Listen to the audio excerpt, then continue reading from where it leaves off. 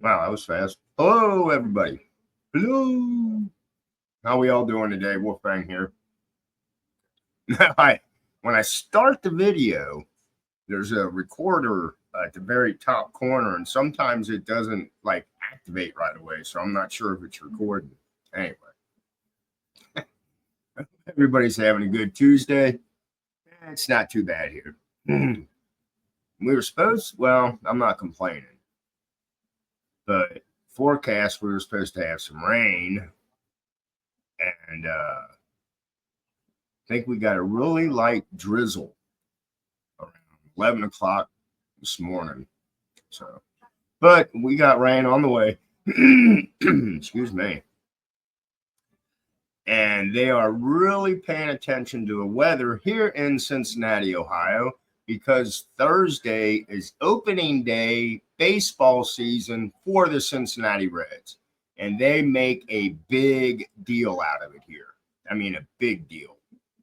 Some people even said that they should just make it a holiday so everybody gets the day off, because people won't go to work Thursday. We do a parade in the morning, and then the game, I think, starts like at 1 o'clock. All the bars are going to be packed. Our main radio station will be at, I can't remember the name of the bar, but they do it every year. Every year they do this. So my wife and I and another couple went down to see the parade. I want to say 18 years ago. I guess it was when, and this couple, I know, I worked with him. We installed ductwork. We did HVAC. I worked with him for like 7 years. But yeah, so we got together, went downtown to check out this parade, and it was freaking lame. I had more fun watching the drunk people walk around. And we're standing we're on the sidewalk, but they're building right behind us, and there's just a line of people, and the parade's going down. And out of the corner of my eye, I see this guy walking down the street, but he's looking down at everybody's feet. He literally walked past everybody that was standing against the wall, and he was looking at our feet, like our shoes, checking out I don't know what the hell was going on with that guy. What, do you want to buy them? I don't think I don't know. Anyway, it was funny. But yeah, when we were younger, we'd go downtown and just people watch. It's that's fun to do. And the only money you're going to spend is the money that's in your car, in the gas, to wherever you're going to go where there's going to be people. And you just sit there and watch. But anyway, so I'm going to share this article about this leaked information. I heard about it yesterday, and I was like, okay. And then they were really talking about it on the radio. I was like, wait a minute, this makes no sense, because I've got my own story about leaked information when I was in the service. But let me read this article. It says,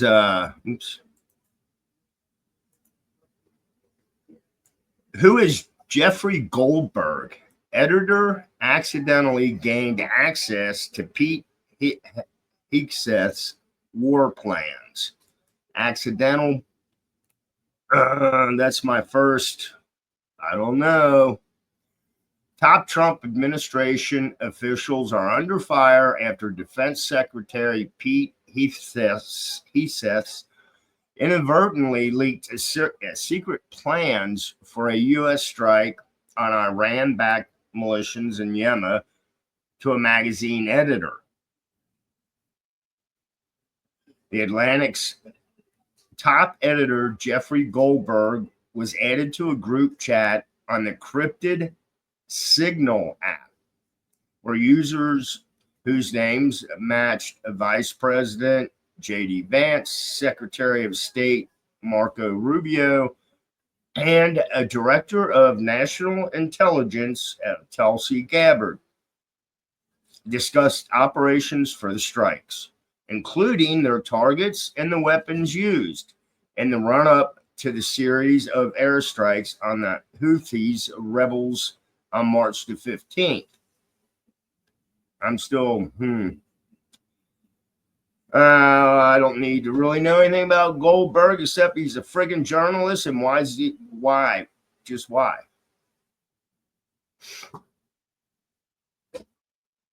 Was he paid off? Or, I don't know. Like I said, let me read this. Goldberg's an editor-in-chief at The Atlantic. The magazine and online news organization has reported on politics, foreign affairs, business, culture, technology, and more since it was founded in 1857. So it's been around for a while, quite a while. Goldberg attended the University of Pennsylvania, where he was an editor at the college paper, the Daily Pennsylvanian. Goldberg started his journalism career as a police reporter for the Washington Post, eventually writing over 15 cover stories for the New York Times Magazine, and then serving as a Middle East correspondent and then a Washington correspondent for the New Yorker. He joined the Atlantic in 2007 as a national correspondent and became editor-in-chief in 2016. He also moderates its Washington Week with the Atlantic, a primetime TV program on major news events. The miracle of the Atlantic, he told the New York Times after being named editor, is literally a 19th century brand that is firing on all pistons in a really ruthless 21st century media environment.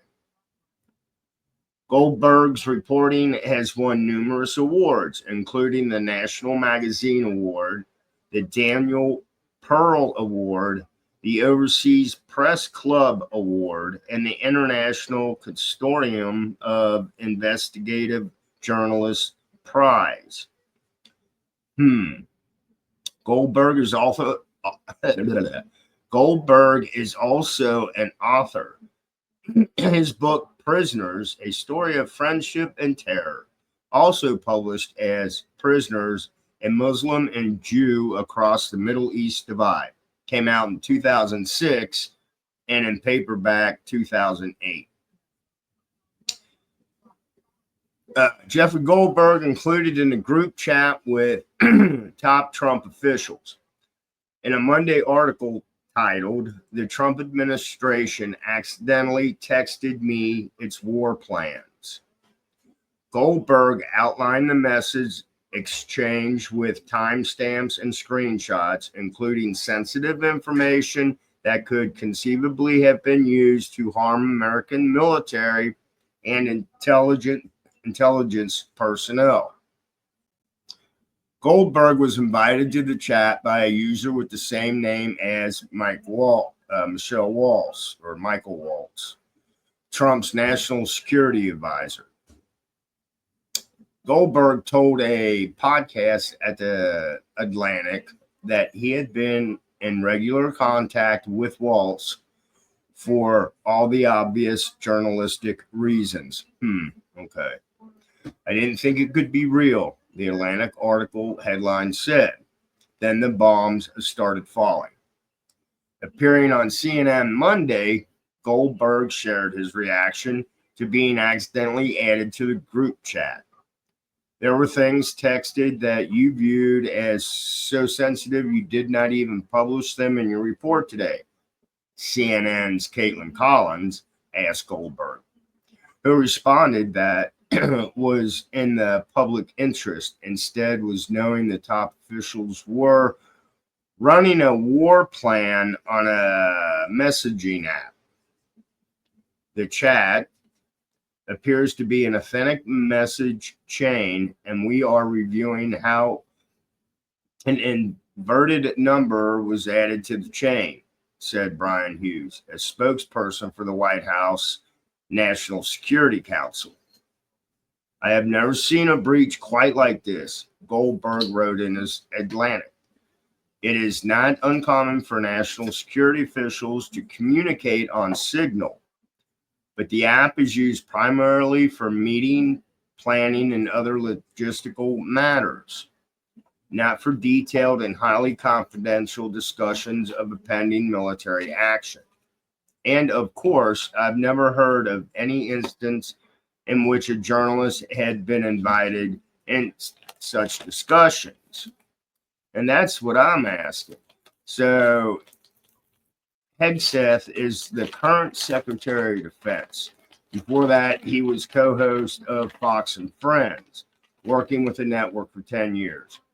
His appointment broke the tradition of filing the position with longtime government employees and Pentagon chiefs. In his role as defense secretary, he said, has followed Trump's agenda of targeting diversity, equity, and inclusion in the military. Throughout his nomination, Hegseth faced prior allegations of sexual assault, public drinking, and abusive treatment towards women. So they like one and don't like the other. I don't know. But my question is, and I've never even heard of this app Signal. And it's encrypted, like they said. But okay, he's a journalist. Now, if he knew this was probably shit that was top secret or whatever, did he have the right to say something? Or should he have given it some serious thought? And I don't know how I got this.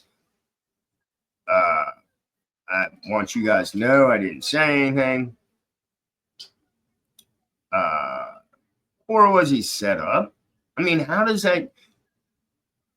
If you've got a certain group of people, that certain group of people is on that list, and that's who you text. So, I don't know. Something doesn't sound right to me. That's all I'm saying. So, I've been babbling. It's been 12 minutes now. But, I don't know. You guys tell me what you think. It just doesn't sound like me. Oh, I forgot. The leaked when I was in the military.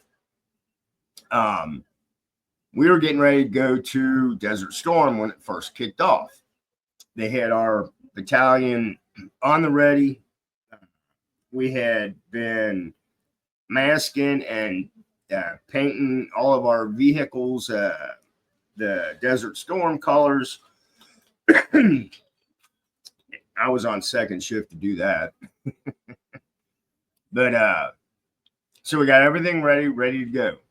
Our commanding officer, almost said commander in chief. Our commanding officer, we're already at the airport. We're staged, ready to go. I can't remember who walked in and told us we were froze. We're not going anywhere. Commanding officer, I think, he was set up because this is how they test the guys.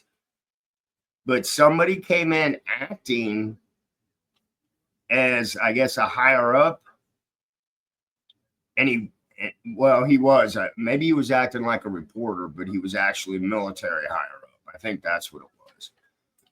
And our commanding officer told this person when our flight was leaving, when we were landing, where we were going, all the wrong stuff. So, I mean, I was in the military during Desert Storm, but I wasn't able to go because they froze us because of our commanding officer. Unbelievable. Anyway, This is Wolfang. I hope everybody has a great Tuesday. Enjoy the weather if you have nice weather outside. Blessed be, stay safe, and I'll bullshit with y'all later. Bye.